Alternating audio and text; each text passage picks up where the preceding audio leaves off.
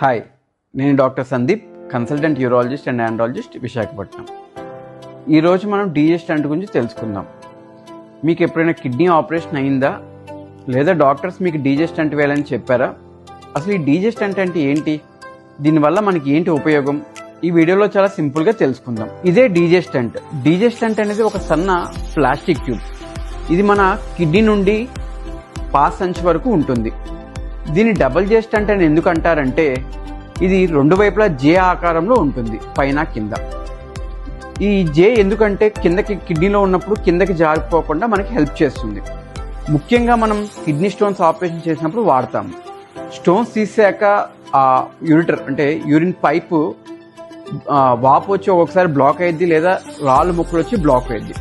So అప్పుడు urine kidney నుంచి ఫ్రీగా కిందకి రావాలంటే ఈ ట్యూబ్ హెల్ప్ చేస్తుంది. సింపుల్గా చెప్పాలంటే ఇది యూరిన్కి ఒక టెంపరీ బైపాస్ రోడ్ లాగా పనిచేస్తుంది. చాలామందికి ఇది నొప్పిగా ఉంటుందని భయపడతారు, కానీ అస్సలు నొప్పి ఉండదు. కొంచెం ఇబ్బందిగా అనిపించవచ్చు, అది సహజమే.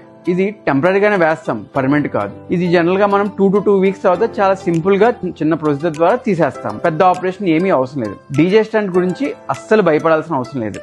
ఇది మన కిడ్నీ సేఫ్టీ కోసమే. ఇంకేమైనా డౌట్స్ ఉన్నాయంటే కింద కామెంట్ చేయండి.